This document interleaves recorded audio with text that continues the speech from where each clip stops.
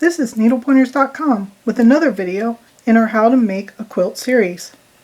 After your quilt is layered and the quilt sandwich is quilted together, it's time to add the binding. Before the binding can be added, the extra batting and backing fabric needs to be trimmed to line up with the quilt top. This trimming of the quilt is called squaring up a quilt. I will show you my method for squaring up a quilt top. Besides trimming the extra batting and backing, squaring up a quilt means to make the quilt corners at 90-degree angles and all the edges of the quilt straight. Squared quilts will lay flat and smooth. A lot of quilts end up with slightly uneven edges, especially if there is no border around the outside. This process will even up the edge so that it's straight.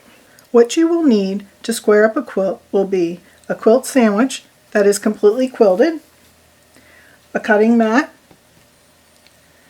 rotary cutter, large square ruler, preferably at least 12 inches square, and a long rectangular ruler. Usually these are about 6 inches wide by around 24 inches long. The specific sizes of the rulers that you need are not exact. You just need at least one long ruler.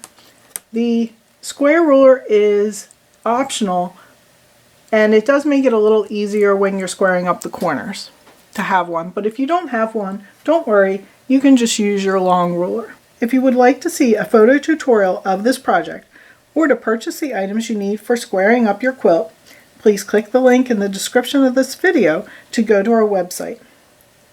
Let's get started squaring up our quilt top. When squaring up your quilt, let's work on either your tabletop or on the floor.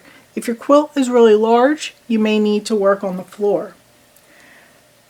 Lay your quilt on top of your cutting mat. If you have your quilt on the table, be sure that it's not hanging off of the table and pulling on your quilt. This can cause the quilt to be distorted or stretched and cause a bad cut. Some ideas to keep your quilt from pulling down when it's on a table is to fold or roll up your extra quilt so that it can sit on the edge of your table in the area where you're not working. Bring another table over next to your table to prop your quilt on so that it's not hanging down, or you can work on the floor. We will start in one corner, so have the first corner on your cutting mat. Place a large square ruler on the corner of your quilt. Line it up with the edges of the quilt top as best as you can. If you don't have a square ruler, you can use your long ruler for this entire process. Try to line it up straight without trimming too much off of your blocks. I usually use a line on the ruler to decide how much to cut off. Usually you will line with a sewn seam between a border or a block. Be sure that you align with the same seam all the way around and on both sides of your quilt. This quilt is a little bit strange because I have a 2-inch border on this side and a 3-inch border on that side. I still want to line up a line on my ruler along this sewn line in order to get a straight and even amount that I cut off of each side. The easiest to cut off is to cut off on lining with one of the larger solid lines on your ruler going both directions. Line that up, the line along the seam allowance, as you can see here. So I have, this will be 3 inches, and I'm going to cut off this little extra 1/4 inch. That will make my borders just a 1/4 inch smaller than what they were designed for, but it still will look perfectly fine. If you have blocks that come all the way up to the edge, be sure that you're not going to want to cut hardly anything off the blocks, but you might have unevenness along the edge from where you sewed the blocks together. And for that, you just want to make sure that you put a straight line, and maybe you're going to cut off a little bit of the block. right?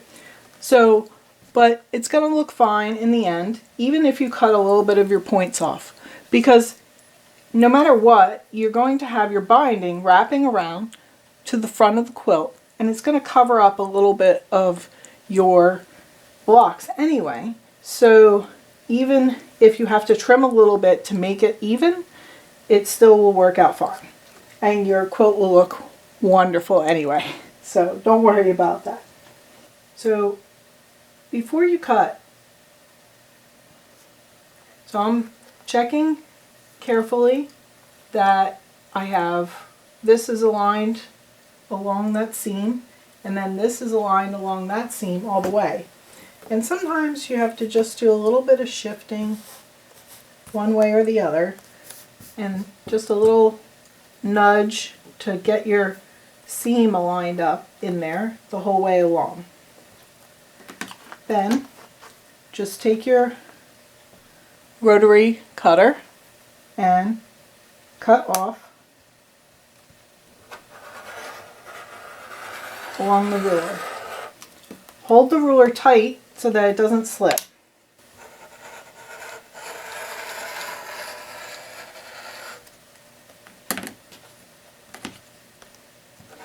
I'm going to cut that out of the way, and there I have a nice squared corner now.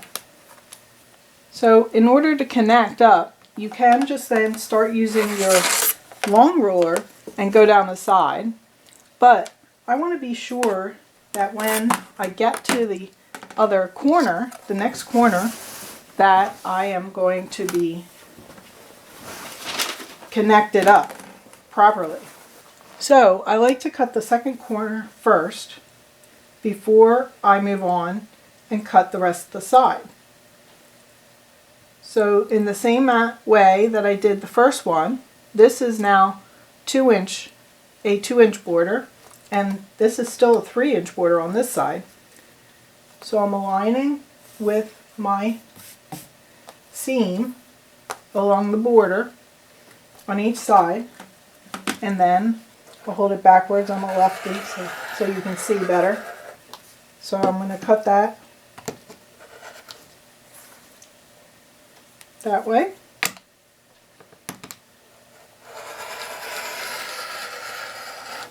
And cut that off. So that gives me my second squared corner. Next, turn your quilt so that you have the long side and the rest of the side that needs to be trimmed along your mat. You want it to be the long way along your mat so you can cut the most each time you make a cut. And to connect the ends, if you have a long quilt, you may need to do multiple cuts in order to get it to go, or to finish the whole side. So the thing you need to keep in mind is don't try to use the whole entire ruler at once. Like, you'll want to overlap a bunch of the ruler. See how I have the ruler and I'm overlapping like a good, 6 inches here.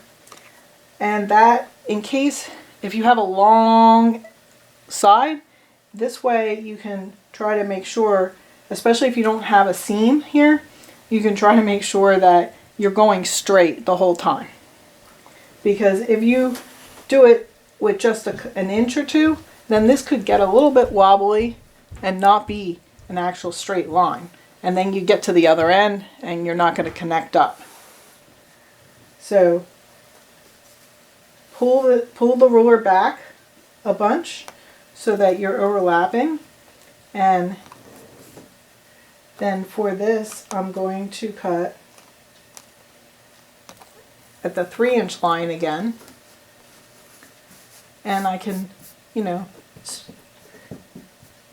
smidge your quilt so that I can see that my 3-inch line is going right along that seam. Now you can have a little bit of batting hanging off when you're cutting this off. Don't worry if you just have a little bit of batting hanging out, because remember, your binding is going to wrap around again, and it will cover up very small amounts of like batting showing or inconsistencies in your actual blocks, if they were assembled and they're not quite all lined up, you know, I usually just pick the best course that I can take my ruler down that will trim off the batting, leave the most of the block, and also, but if there's one little block that has a little bit of batting there, then I don't worry about it. I can cover that up with the binding. So I have this all lined up again. So I'm holding the ruler down tight and cutting.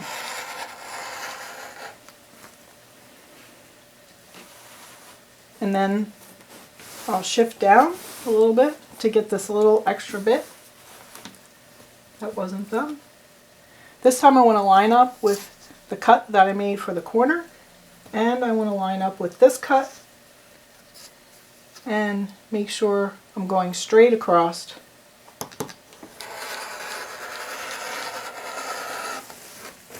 And I cut that side off. So now I have a nice straight side here, and it's the same width all the way across, and it will look nice and give me a way to attach my binding. So I'm going to continue trimming this next corner and the next side and continue around until I have the whole quilt finished. You can watch me do this or fast forward to the end of this video for the wrap up.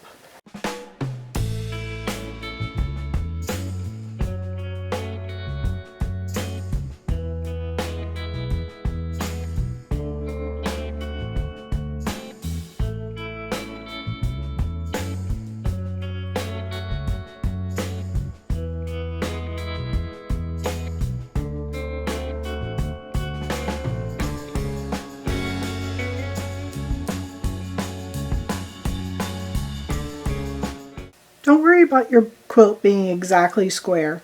Squaring the quilt is mostly to trim the batting and backing even with the quilt top to provide a straight edge to attach the binding. The quilt will look beautiful even if it's a little off from being completely square.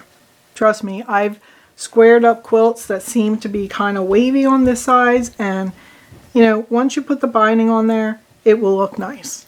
After you have finished trimming your quilt, the next step is to add the quilt binding. We have several quilt binding tutorials, including a couple no hand sewing methods. Visit our website link to find tutorials on how to do a flange quilt binding, a quick quilt binding, or a traditional quilt binding. The traditional quilt binding is the standard way where you sew it onto the front, wrap it around to the back, and then hand sew it to the back of the quilt. The other two quilt binding methods use a method where you attach the binding to the back of the quilt, wrap it around to the front, and then you sew the binding down in different methods. My favorite quilt binding is the flange quilt binding. I do not like to hand sew, and this is a no hand sewing quilt binding. I hope you enjoyed learning how to square up a quilt. Like and share our videos, and if you're not a subscriber, subscribe to our channel so you won't miss future videos. Help us spread our videos by sharing them with your friends on Facebook, Twitter, Pinterest, and Instagram. Visit our website, needlepointers.com, for lots of other quilting tutorials and free projects. While you are there, sign up for our free weekly newsletter so you won't miss new tutorials. Happy quilting!